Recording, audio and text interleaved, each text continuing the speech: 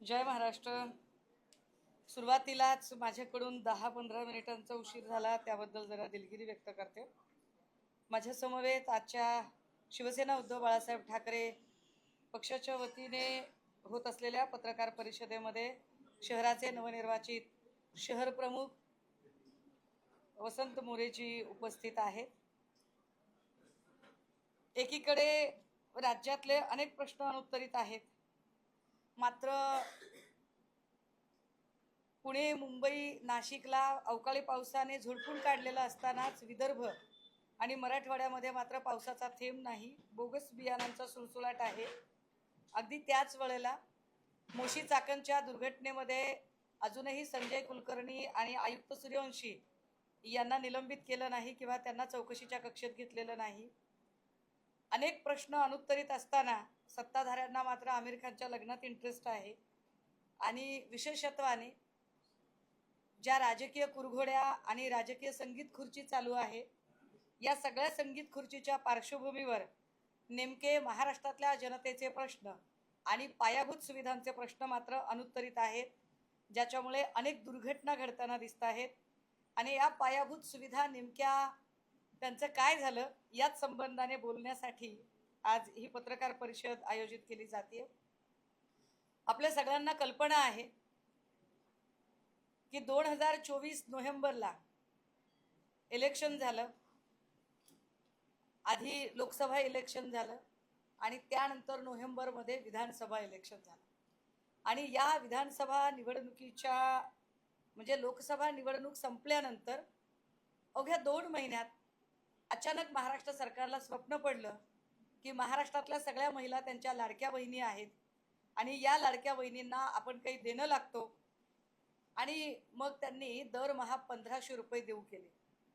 हे दरमहा 1500 रुपये हे नेमके विधानसभा निवडणुकीच्या तोंडावर देण्यात आले आणि ही योजना चालू झाली। मात्र ही योजना इतक्या घाईघाईने केली गेली की या योजनेमध्ये काही त्रुटी असू शकतात, अंमलबजावणी पातळीला काही उणिवा असू शकतात किंवा यामुळे शासकीय तिजोरीवर काही ताण पडू शकतो, याचा कुठलाही अभ्यास न करता महाराष्ट्र सरकारमध्ये बसलेल्या लोकांनी आणि सोकॉल्ड गावठी चाणक्यांनी ज्या पद्धतीने ही योजना राबवण्याचा प्रयत्न केला, जी घाई या योजना राबवण्यामध्ये केली, त्यामध्ये आता खूप मोठा भुर्दंड महाराष्ट्राच्या जनतेला भरावा लागत आहे। हे फार विशेष आहे की निवडणुकीच्या आधी 2.25 कोटी महिला याच्या लाभार्थी होत्या आणि हळूहळू म्हणजे आधी विधानसभा झाली, मग जिल्हा परिषद झाली, मग महापालिका झाली आणि आता पगारी मतदारांची गरज तेवढी उरली नाही। जे 1500 रुपये दरमहा देऊन काय केलं सरकारने, तर पगारी मतदार आपल्या बाजूने वळवण्याचा प्रयत्न केला आणि या पगारी मतदारांची गरज उरली नाही म्हटल्यावर या सगळ्यांना मग हळूहळू वेगवेगळे निकष दाखवत कपात केली गेली। पहिल्या स्लॅबमध्ये 70 लाख, मग 12 लाख, मग 10 लाख, अशा एकूण 92 लाख महिला आता लाडकी बहीण योजनेमधून वगळण्यात आल्या। आता या 92 लाख महिला ज्या वगळण्यात आल्यात, यातलं जरा आर्थिक गणित नीट समजून घेतलं पाहिजे। कारण होतंय काय की महाराष्ट्रात एवढ्या रोज घटना घडत आहेत आणि नेमके महत्त्वाचे मुद्दे डावलले जात आहेत, जे महाराष्ट्रातल्या जनतेशी निगडीत मुद्दे आहेत, जे महाराष्ट्रातल्या जनतेच्या पायाभूत सुविधांशी निगडीत आहेत। कॅगने म्हणजे जे राज्याचं ऑडिट ठेवणारे जे लोक आहेत, महालेखा परीक्षक आणि नियंत्रक, कॅगने ज्या आकडेवारी आणलेले आहेत समोर, त्या अत्यंत धक्कादायक आहेत। कॅगने याच्यातली जी पहिली गोष्ट सांगितली आहे त्यात असं सांगितलेलं आहे की लाडकी बहीण योजनेसाठी किती खर्च निधी मंजूर होता, तर 29,693 कोटी आणि प्रत्यक्ष खर्च किती झाला, तर 33,237 कोटी। मी आकडा पुन्हा एकदा सांगते, मंजूर खर्च होता 29,693 कोटी आणि प्रत्यक्षात खर्च किती केले दाखवलेत, तर 33,237 कोटी। फरक कितीचा येतोय, 3,541 कोटी कुठून खर्च केले हे? आदिती तटकरेंनी आता उत्तरं दिली पाहिजेत, कारण आदिती तटकरे अपडेट मंत्री आहेत योजनेच्या. त्या फक्त आणि फक्त योजनेची अपडेट सांगायला येतात. बाकी महिला बालकल्याणशी संबंधित असणाऱ्या गोष्टींकडे त्यांचं अजिबात लक्ष नाही. थेट आदिती तटकरेंना आता प्रश्न आहे, 3,541 कोटी जे खर्च केले ते नेमके कुठले खर्च केले? कारण तुमच्याकडे ते पैसेच मंजूर नव्हते. 3,500 कोटीचा हा घोळ आहे, हा घोटाळा आहे. 3,541 कोटी आणि आकडा मी सांगत नाही. या आकड्याला तुम्ही चॅलेंजच करू शकत नाही. हा आकडा कॅगने मांडलेला आकडा आहे. कॅग असं सांगते की 3,541 कोटी अतिरिक्त खर्च झाला. हे उघड आहे की याचा अर्थ असा आहे की हे पैसे इतर योजनांचे वळवलेले आहेत. इतर कुठल्या योजना? बार्टीचे पैसे घेतलेत का? सारथीचे पैसे घेतलेत का? महाज्योतीचे पैसे घेतलेत का? सामाजिक न्याय विभागाचा निधी घेतलाय का? आणि अजून कुठला कुठला निधी घेतलाय? म्हणजे तब्बल 3,500 कोटी रुपये जर या एका योजनेसाठी पगारी मतदार तयार करण्यासाठी तुम्ही घेता आणि ऐन वेळेला तुम्हाला आता साक्षात्कार होतोय की ही योजना तुम्ही बंद करायची आहे. महत्वाची गोष्ट अशी की या सगळ्यांच्या मध्ये बघा गणित काय ते, एका महिलेला महिन्याला 1,500 रुपये मिळत आहेत, म्हणजे वर्षाला साधारणतः 18,000 रुपये. 92 लाख महिला वजा झालेल्या आहेत. 18,000 गुणिले 92 लाख रुपये जेव्हा आपण म्हणतो त्यावेळेला आकडा किती होतो? 1,65,600 कोटी रुपये. आकडे म्हणजे मला असं वाटलं की माझं चुकतंय, मला आकडा सांगता येत नाहीये. मी सकाळपासून 4 सीएनशी बोलले, वेगवेगळ्या चार्टर्ड अकाउंटंटची, आणि 4 चार्टर्ड अकाउंटंट कडून ही आकडेवारी पुन्हा एकदा व्हेरीफाय करून घेतली. 1,65,600 कोटी रुपये 92 लाख महिलांवर खर्च तुम्ही केलेत. कारण योजना 2-2.25 वर्ष झालं चालू आहे. आता तुम्ही 1 वर्ष तरी तुम्ही नक्की या लोकांना पैसे दिलेले आहेत. हे पैसे कुणाचे गेले? हे पैसे महाराष्ट्राच्या जनतेचे गेले. या पैशाचा हिशोब तटकरे कधी देणार आहेत? आदिती तटकरेंनी या भ्रमात अजिबात राहू नये की सुषमा अंधारे फक्त पत्रकार परिषद घेतील, इथे आकडे जाहीर करतील आणि पुढे काहीच बोलणार नाही. नाही, तुम्हाला पावसाळी अधिवेशनात मी कामच करू देणार नाही. कारण हे पैसे तुम्ही महाराष्ट्राच्या जनतेचे पैसे घेतलेत. फक्त एवढ्यावर नाही, कॅगने त्याच्या पुढचे एक निरीक्षण नोंदवले आणि ते फार महत्वाचं निरीक्षण आहे. कॅगने निरीक्षण नोंदवताना असं सांगितलंय की व्हर्च्युअल पर्सनल डिपॉझिट अकाउंट काय आहे? हे व्हर्च्युअल पर्सनल डिपॉझिट अकाउंट, एखाद्या योजनेला जर पैसे मंजूर झाले तर ते पैसे सरकारी तिजोरीतनं उचलले जातात आणि व्हर्च्युअल पर्सनल डिपॉझिट अकाउंट मध्ये ठेवले जातात आणि त्या योजनेला ते वापरले जातात. आता हे जे पैसे त्या खात्यातनं वापरायचे आहेत, व्हर्च्युअल पर्सनल डिपॉझिट अकाउंट मधनं जे पैसे वापरायचे आहेत, योजनेला किती मंजूर होते? तर 29,000. खर्च झाला 33,000. 3,500ची तूट. पण इथे किती पैसे ठेवले? कॅग सांगतं 15,586 कोटी रुपये. 15,586 कोटी रुपये हे तुम्ही जानेवारी ते मार्च 2025च्या काळात पैसे तिथं दिसत आहेत. नोव्हेंबरला इलेक्शन झालंय विधानसभेचं. 2024 नोव्हेंबर 2024 ला इलेक्शन झालंय आणि जानेवारी ते मार्च 2025 मध्ये 15,586 कोटी रुपये कॅग सांगते की तुम्ही का ठेवलेत तुमच्याकडे, न सांगता ठेवलेत. जो खर्च तुम्हाला झाला नाही तो खर्च तुम्ही परत केला पाहिजे, पुन्हा आमच्याकडनं मागून घेतला पाहिजे. आमची कुठलीही तुम्ही परवानगी घेतली नाही आणि हे पैसे सरकारने आपल्या नियंत्रणाखाली घेतले कसे काय? प्रश्न माझा नाही, प्रश्न कॅगने विचारलाय की 15,586 कोटी रुपये एवढे पैसे राज्य सरकारने स्वतःच्या नियंत्रणाखाली का ठेवले, कुणासाठी ठेवले? हे पैसे कुठल्या कुठल्या योजनांना वापरता आले असते? मग हे पैसे इलेक्शनसाठी काढून ठेवले होते का? योजनांचा सगळीकडचा पैसा निवडणुका लढवायच्या म्हणून भाजपने हा पैसा बाजूला काढून ठेवला होता का? आणि हा पैसा नंतर तिथे दाखवलाच गेला नाही. कॅग सांगतंय की ही अनियमितता आहे, हे तत्वाच्या विरोधात आहे, हे आर्थिक अनियमन आहे.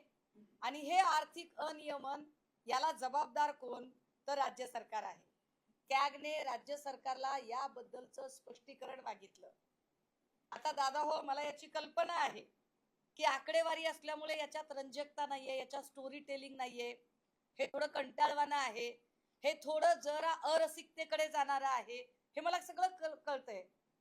पण माझी अडचण अशी आहे की चटपटीत बातम्यांच्या रतिबामध्ये महत्वाची गोष्ट मागे टाकली जाते. विकासाच्या नावाखाली फक्त मोठ्या बिल्डिंग, चकचकीत रस्ते, मोठमोठे एअरपोर्ट आणि बस स्टँड दाखवले जात आहेत, पण ज्या पायाभूत सुविधा आहेत त्या तशाच राहिल्यात. ज्या आदिती तटकरेंनी 3,500 कोटी रुपये खर्च केलेत अतिरिक्तपणे, त्याच आदिती तटकरेंच्या महिला बालकल्याण विभागातल्या ज्या इतर योजना आहेत, मग पोषण आहाराची योजना असेल, गर्भार माता सुरक्षितते संदर्भातली योजना असेल, बालकांच्या कुपोषणाच्या संदर्भातली योजना असेल, किंवा इथे बाळांत स्त्रियांच्या साठीची, त्यांच्या सुरक्षिततेची, गरोदर माता आणि प्रसूतीनंतरच्या ज्या वेगवेगळ्या योजना आहेत, या सगळ्या योजनांचा जो पायाभूत निधी आहे तो निधी मात्र तिथे न देता तो भलत्याच ठिकाणी वळवला गेला, ज्याचा परिणाम इथे एखादी महिला जर ती गरोदर असेल आणि तिला जर व्यवस्थित, आदिवासी महिलेला जर हॉस्पिटलला जायचं असेल तर रोड नाही, ही पायाभूत सुविधा, तिला ॲम्ब्युलन्स नाही, पायाभूत सुविधा नाही, त्यांच्या एरियामध्ये डॉक्टर थांबत नाही, पायाभूत सुविधा नाही, प्राथमिक उपचार केंद्र PHC नाही, पायाभूत सुविधा नाही. आणि या सगळ्या पायाभूत सुविधांकडे विकास विकास विकास म्हणून जे ओरडणारे लोक आहेत, आम्ही विकासासाठी निर्णय घेतलाय म्हणणारे लोक आहेत, या प्रत्येकाने या पायाभूत सुविधांचा मात्र अजिबात विचार केला नाही, चर्चा केली नाही. महाराष्ट्राच्या जनतेला ती चर्चा करू दिली नाही. महाराष्ट्राच्या जनतेला अमक्याचं कितवं लग्न आणि तमक्याची सोयरी कोणासोबत जुळली याच्यामध्ये सगळ्यांनी गुरफटवून ठेवलं. या पायाभूत सुविधांमध्ये जर खरंच लक्ष दिलं असतं तर कदाचित मोशी चाकण मधल्या सफाई कामगारांच्या साठीच्या योजना अधिक चांगल्या राबवता आल्या असत्या. मोशी चाकण मधली दुर्घटना सुद्धा टळली असती. फक्त मोशी चाकण मधलीच का बरं? तर महाराष्ट्रात ज्या अनेक ठिकाणी शाळांच्या दुरवस्था आहेत, शिक्षणावरचा जो वाढता खर्च आहे, एकूण जे वेगवेगळ्या प्रकारचे कर आहेत, म्हणजे आमच्या कराचे पैसे तुम्ही घ्यायचे आणि त्यातनं तुम्ही तुमच्या टिमक्या वाजवायच्या. आदिती तटकरे महिला बालकल्याण विकास मंत्री आहात तुम्ही, दरवेळेला तुम्ही तुमच्या वडिलांच्या छत्रछायेखाली लपता. आता आदिती तटकरेंनी काही उत्तरं दिली पाहिजेत. जे पैसे 3,500 कोटी रुपये जास्तीचे खर्च झाले, बरं तुम्ही अचानक योजना बंद केली आहे, म्हणजे तुम्ही 1,65,600 कोटी हे चुकीच्या लोकांना दिले. ज्या अर्थी तुम्ही म्हणताय की काही महिला या कृषी सन्मानच्या लाभार्थी होत्या, काही महिला शासकीय सेवेतल्या होत्या, काही महिलांच्या ठिकाणी पुरुषांनीच लाभ घेतला, काही महिला नोकरीवाल्या होत्या, काही महिलांच्याकडे चारचाकी होती, तुम्ही स्क्रुटनी केली नाही, तुम्ही याची तपासणी केली नाही. तुमच्या निवडणुकीत पगारी मतदार पाहिजे म्हणून तुम्ही घाईघाईने सगळ्यांना पैसे दिले. याचा अर्थ असा आहे की जर आता 1,65,600 कोटी रुपये वाचणार असतील तर आधी तुम्ही 1,65,600 कोटी वाया घालवलेले आहेत. आणि हे 1,65,600 कोटी रुपये हे कृपा करून समजून घ्या, राष्ट्रवादी काँग्रेस यांच्या खिशातनं गेलेले नाहीत. हे 1,65,600 कोटी रुपये हे एकनाथ शिंदेजी यांच्या खिशातनं गेलेले नाहीत. हे 1,00,000 65,600 कोटी रुपये देवेंद्र गंगाधर फडणवीस यांच्याही खिशातनं गेले नाहीत. मात्र या प्रत्येकांनी अशी काही बॅनरबाजी केली जसे काय यांनी यांच्या पर्सनल अकाउंट मधनं हे पैसे खर्च केले. हे 1,65,600 कोटी रुपये हे महाराष्ट्रातल्या जनतेच्या खिशातनं गेले. यातला 3,500 कोटी जे तुम्ही अतिरिक्त तुमच्या निवडणुका जिंकण्यासाठी खर्च केलेला आहे तो महाराष्ट्रातल्या अनेक विद्यार्थ्यांच्या आणि सामाजिक न्याय विभागाच्या लोकांच्या वेगवेगळ्या योजनांमधले पैसे गेलेत, जे बार्टी, सारथी, महाज्योती, स्कॉलरशिप आणि वेगवेगळ्या योजना. विशेष की असे पैसे जाताना त्या खात्याचे मंत्री मूग गिळून गप्प राहिले. ते आपल्या खात्याबद्दल काही बोलले नाही. म्हणजे आपण सगळे महायुतीतले भाऊ भाऊ आणि सगळे मिळून लुटून खाऊ या न्यायाने यांनी लुटून खायचं ठरवलं. आणि यामध्ये महाराष्ट्राच्या जनतेला मात्र हे कळता कामा नये म्हणून देवेंद्रजी ज्यांनी त्या शब्दांना संसदीय प्रतिष्ठा प्राप्त करून दिली, आम्ही त्याला असंसदीय समजत होतो, देवेंद्रजींनी ज्या शब्दांना संसदीय प्रतिष्ठा प्राप्त करून दिली असे देवेंद्रजींच्या पक्षातले कुत्ते आणि भाडेके टट्टे या संबंधाने एकही शब्द बोलले नाही. आणि त्यांनी त्याचा प्रश्न विचारला नाही की हे पैसे कुठले आहेत, या पैशाचं नेमकं आता तुम्ही काय करणार आहात. ही तूट कुठून भरून काढली जाणार आहे. कारण हे सगळे संबंधित पक्षाचे देवेंद्रजीच्या भाषेतले भाडेके टट्टे हे हिंदू, मुस्लिम, मराठा, ओबीसी, वर्गीकरण विरोधी, वर्गीकरण समर्थनार्थले अशी भांडणं लावून महाराष्ट्राला एका वेगळ्या ट्रॅकवर घेऊन गेले. महाराष्ट्राला विघटित करण्याचा यांनी ट्रॅक चालवला. पण महाराष्ट्रातल्या पायाभूत सुविधांच्या साठी आवश्यक असणारे पैसे भलत्या ठिकाणी वळवले. याची उत्तरं मात्र अजिबात दिली जात नाहीयेत. आधीच अर्थ खात्याला वाली नाही. आता दादा जाऊन बरेच दिवस झाले. जानेवारी 28 मध्ये घटना घडली आहे. 6 महिने वर झालेले आहेत. 6 महिन्यात अर्थ खात्याला वाली उरलेला नाही. अर्थ खातं राष्ट्रवादीच्या कोट्यात जाणार की भाजपच्या कोट्यात जाणार हे तुमचं तुम्ही ठरवून घ्या. की अजून रात्रीच्या बैठकीत काही नवीन ठरलंय ते तुमचं तुम्ही ठरवून घ्या, आम्हाला नका सांगू. पण या अर्थ खात्यावर नियंत्रण नसल्यामुळे ह्या पैशांचा नेमका हिशोब मागायचा कुणाकडे, आदिती तटकरे उत्तर तुम्ही द्यायची. कारण पैसे तुमच्या खात्यातनं जास्त गेलेत. भलेही अर्थ खातं तुमच्याकडे नसलं तरी, तुम्हाला हिशोब येत नसेल तर, कारण तुम्ही मंत्री फक्त वडिलांच्या प्रिव्हिलेजमुळे झालात. तुम्हाला हिशोब येत नसेल तर सुनील तटकरे यांना हिशोब विचारा आणि 3,500 कोटीची तूट कुठून आणि कशी ती एकदा आम्हाला समजावून सांगा, म्हणजे मग आम्हाला त्यावर बोलता येईल. जी 600 कोटी. हा, दोन मुख्य प्रश्न असे आहेत की हे आकडे जे तुम्ही सांगताय ते महाराष्ट्राला पुन्हा एकदा आकड्यांची तूट कशी झाली, सरकारच्या तिजोरीतून किती पैसे वाटले गेले, आणि दुसरं आता जी लाडकी बहीण योजना आहे ती पूर्णपणे बंद आहे असं आम्ही समजायचं. नाही, योजना बंद आहे का ते त्यांनी सांगावं, कारण इलेक्शन संपलेलं आहे. मी आकडे पुन्हा एकदा सांगते. लाडकी बहीण योजनेसाठी मंजूर जो आकडा होता तो 29,693 कोटीचा होता. म्हणजे राज्य सरकारने मंजूर केलेली अमाऊंट, म्हणजे जेवढी की काढून ठेवली जाते त्या योजनेला. आणि प्रत्यक्ष खर्च किती झाली तर 33,257 कोटी. यस, म्हणजे जास्तीचेच वाटले गेले. म्हणजे अतिरिक्त पैसे किती वाटले गेले तर 3,541 कोटी. माझा प्रश्न हा आहे, हे 3,541 कोटी कुठून खर्च केलेत, कुणाची तोंड मारली, कुणाच्या तोंडचा घास तुम्ही पळवलेला आहे. कारण कुठल्या तरी योजनेचे पैसे हे वळवलेले आहेत. हे बार्टीचे वळवलेत, हे सारथीचे वळवलेत, हे महाज्योतीचे वळवलेत, हे सामाजिक न्याय विभागाचे वळवलेत, की हे महिला बाल विकासच्या ज्या वेगवेगळ्या योजना आहेत, ज्या पायाभूत सुविधा देणाऱ्या आहेत त्याचे पैसे वळवलेत. याची उत्तरं आदिती तटकरेंनी द्यायला पाहिजेत.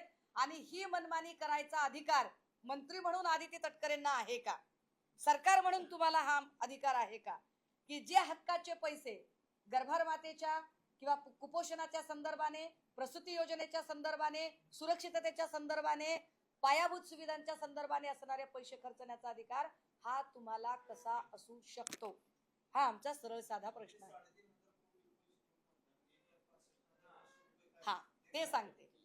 आता 3,541 कोटी रुपये हे अतिरिक्तचे खर्च झाले. जेव्हा आदिती तटकरे आणि या सगळ्या सोकोळ लोकांच्या लक्षात आलं की अरे पैसे तर खूप जास्त चाललेत आपले, निवडणूक जिंकण्यासाठी आपण आधी खर्च केला इथपर्यंत ठीक आहे, पण आता निवडणूक नाहीये, मग पैसे कशाला खर्च करायचे? मग त्यांनी वेगवेगळे निकष दाखवत टप्प्याटप्प्याने बहिणींच्या योजनेमध्ये कपात केली. काल लाडक्या होत्या, आज त्या दोडक्या झाल्या. किती? तर अचानक लाडक्या बहिणी 92 लाख कमी झाल्या. ह्या 92 लाख लोकांवर जे पैसे खर्च झाले ते किती खर्च झाले? तर 1,65,600 कोटी. कुणाच्या खिशातनं दिले? तुमच्या चुकीनं पैसे गेले, तुम्ही घाईघाईनं पैसे दिले. म्हणजे समजा आपण असं गृहीत धरायचं का की 1 कोटींना पैसे वाटण्यात गेले, त्यापैकी 92 लाख आता वगळले, पण देताना तर 1,65,000 कोटी दिले ना तुम्ही आतापर्यंत. 1,65,600 कोटी रुपये तुम्ही जास्तीचे वाटले. आता या पैशाचं काय करायचं? न बसताना मग निकष तपासण्याची जबाबदारी कोणाची होती? ज्यांनी योजना आणली त्यांची. ही जबाबदारी कुणाची? ज्यांनी बॅनर लावले त्यांची. ही जबाबदारी कुणाची? ज्यांनी लाडक्या बहिणीच्या राख्या बांधून घेतल्या त्यांची.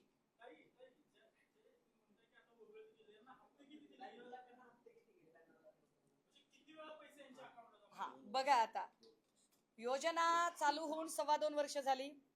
साधारणतः 3 टप्प्यात बहिणी वगळल्या गेल्या.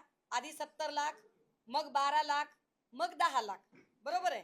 म्हणजे साधारणतः 1 वर्षाचे म्हणजे 12 हप्ते तरी निश्चितपणे या सगळ्यांना गेलेले आहेत. आणि मी फक्त 12 हप्त्यांचा हिशोब सांगितलाय. तो कसा?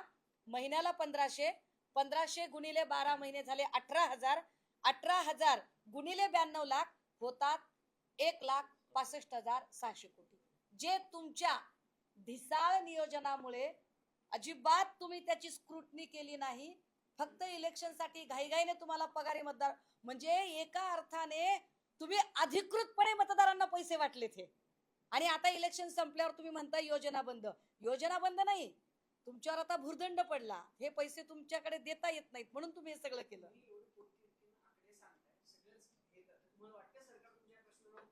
ऐका, हे आकडे मी सांगत नाहीये. कॅगने मागितलाय खुलासा त्यांना. पण मला का पत्रकार परिषद घ्यावी लागली जर कॅगने सांगितलंय तर ती यासाठी, कारण देवेंद्रजींच्या भाषेतले जे भाडेके टट्टे वगैरे जे लोक असतात त्यांनी आता प्रतिष्ठा प्राप्त करून दिली या शब्दाला 2 वेळा उच्चारून, है की नाही? त्यामुळे मला आता हा शब्द उच्चारायला अडचणच नाही. तर त्यांच्या भाषेतले जे त्यांचे भाडेचे टट्टे आहेत ते सगळे हिंदू, मुस्लिम, ओबीसी, मराठा, शेड्यूल कास्टचं आरक्षण, उपवर्गीकरण विरोधी, उपवर्गीकरण समर्थनार्थ, अशी जी भांडणं त्यांनी लावली जाती जातीमध्ये, धर्माधर्मामध्ये, त्यामध्ये हा विषय कुठेतरी मागे पडला, जो महत्वाचा आहे, जो महाराष्ट्रातल्या प्रत्येक माणसाच्या पायाभूत सुविधेशी संबंधित आहे. त्यामुळे या प्रश्नावर चर्चा महाराष्ट्रात घडून येणं गरजेचं आहे. हा प्रश्न तुमच्या माझ्या प्रत्येकाच्या, कारण पैसे कुठून गेलेत? रोड टॅक्स, टोल टॅक्स, मोबाईलचं रिचार्ज, टीव्हीचं रिचार्ज, सगळ्या प्रकारची महागाई, पेट्रोलची महागाई, डिझेलची महागाई, त्याच्यातनं पैसे आम्ही दिलेले आहेत. आमचे पैसे गेलेत 1,65,600 कोटी. त्यामुळे त्याचा हिशोब विचारला पाहिजे आणि आम्ही तो विचारणार. 5 मिनिटं दादा. हा बोला. हो, पुण्यातही होणार आहे. त्याचं नियोजन चालू आहे. शहर प्रमुख आपल्याला त्याची अधिकृतपणे व्यवस्थित माहिती देईल.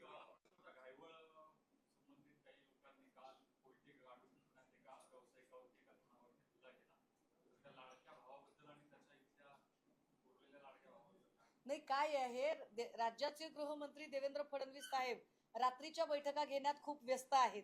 त्यामुळे कोयते गँगचं काय करायचं इकडे लक्ष द्यायला त्यांना वेळ नाही. 17 तारखेच्या शपथविधीपर्यंत त्यांची व्यस्तता आपण कृपया समजून घेऊया. त्यांना खूप धावपळ आहे, त्यांच्या मागे खूप काम आहे. प्रत्येकाचं स्ट्रेचर ठरवायचंय त्यांचं पॉलिटिकल, त्यात ते बिझी आहेत. नाही, 17 तारखेला काहीतरी शपथविधी आहे अशा बातम्या येत आहेत केंद्रामधले. केंद्रीय मंत्रिमंडळाचा विस्तार आहे. आता शपथविधीत कुणाला लॉटरी लागते काय नाही ते आपल्या चाणक्यांना माहिती असेल. तुम्ही अधिकाऱ्यांना वगैरे जे स्थानिक आमदार आहेत किंवा तिथले सगळे राजकारणी आहेत त्यांचा संबंध येतोय का या प्रकल्पाशी कुठेतरी आणि त्यांना वाचवण्यासाठी हे सगळं केलं जातं असं तुमचा आरोप आहे का? या सगळ्या प्रकरणामध्ये अर्थकारण इतकं गुंतलेलं आहे की जाधववाडी कुदळवाडीमध्ये बंगले निस्तनाबूत करण्यासाठी 100 JCB लावले आणि या लोकांना काढण्यासाठी मात्र 2 JCB फक्त काम करत होते.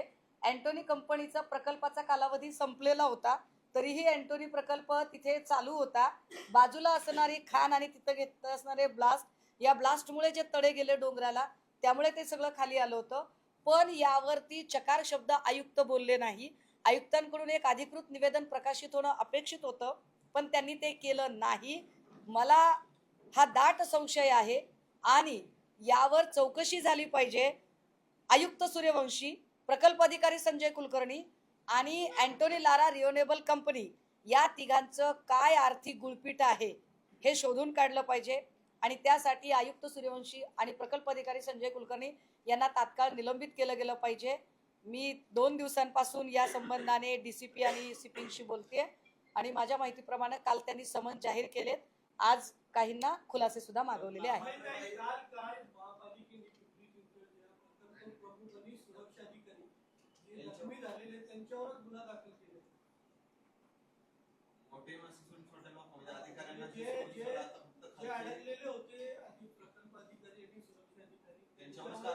मी कालचं काय घडामोड घडली ती मी खरंच बघितलेली नाही. काल मी मुंबईला बैठकीमध्ये दिवसभर होते त्यामुळे मला कालचं माहित नाही. मी निश्चितपणे याची माहिती घेते आणि पुन्हा एकदा आपल्या सगळ्यांशी बोलते.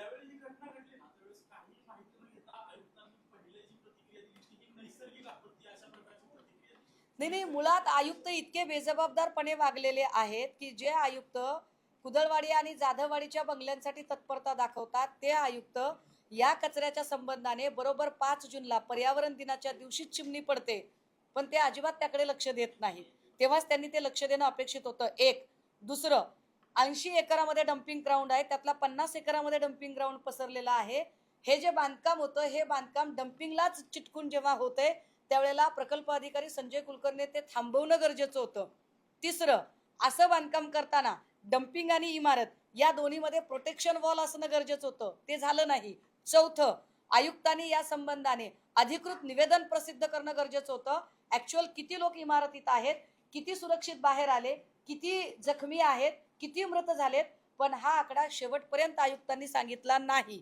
6वं, अधिवेशन संपेपर्यंत म्हणजे शुक्रवारी संध्याकाळपर्यंत मृताचा आकडा बाहेर येणार नाही याचं सोयीस्कर मौन आयुक्तांनी बाळगलं. 7वं, कचऱ्यामध्ये माणसं मेली कचऱ्यात आणि त्याची बैठक आयुक्त आणि मुख्यमंत्री सयाजी सारख्या 5 स्टार हॉटेलमध्ये घेतात.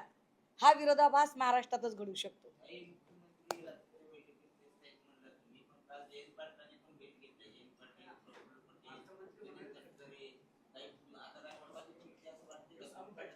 ऐका पटेल प्रफुल्ल पटेल हे अमेरिकेला मॅच बघायला निघून गेलेत अशी काहीतरी माहिती माझ्या कानावर आली. आता मी म्हटलं ना की रात्रीच्या ज्या बैठका आहेत त्या देवेंद्रजी फार बिझी आहेत त्यामुळे राज्यातला कायदा सुव्यवस्था याच्यावर कोणीतरी दुसऱ्यांनी काम करण्याची गरज आहे. कदाचित त्याच संदर्भात आपला कायदा सुव्यवस्थेचा कार्यभार ते खातं दुसऱ्या कोणाला तरी सोपवायचंय यासाठी काही बैठक झाली का त्यांना माहिती.